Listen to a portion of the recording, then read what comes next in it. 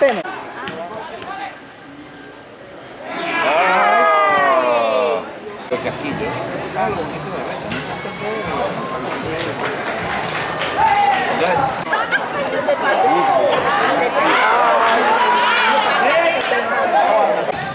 Yo también, no, tú no.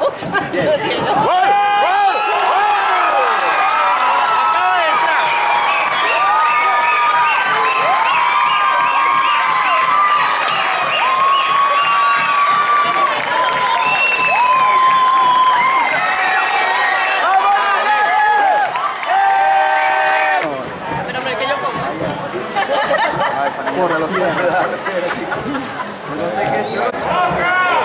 Ay, chao. La gol.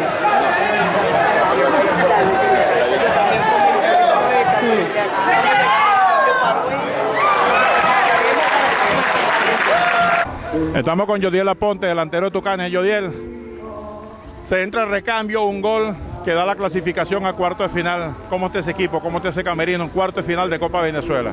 Bueno, primeramente gracias a Dios por la oportunidad de volver otra vez al fútbol. Tenía un año que no jugaba. Gracias al profe Dolgueta, al profe John Giraldo, que siempre han contado conmigo, con mi fútbol, por la oportunidad. Y bien, el profe en todo momento me da la confianza, me dice que mantenga siempre la concentración, que el gol siempre viene. Bueno, el profe Dolgueta siempre dice que pasemos siempre la página, que el fútbol da siempre revancha. Hoy se demostró. Gracias a Dios por la clasificación, ahora pensar en lo que viene. Estamos con el profe Dolgueta. Profe, se pasa a cuarto de final, se sigue sumando, se sigue avanzando en Copa Venezuela. Seguimos en la lucha y yo creo que un partido muy disputado. Sabíamos lo que estábamos haciendo, un gran rival como Aragua que jugó muy bien al fútbol, pero nosotros por ahí controlamos lo que tenemos que controlar y tenemos la fortuna de seguir pasando y veremos hasta dónde nos llega la alegría y hasta dónde podemos llegar.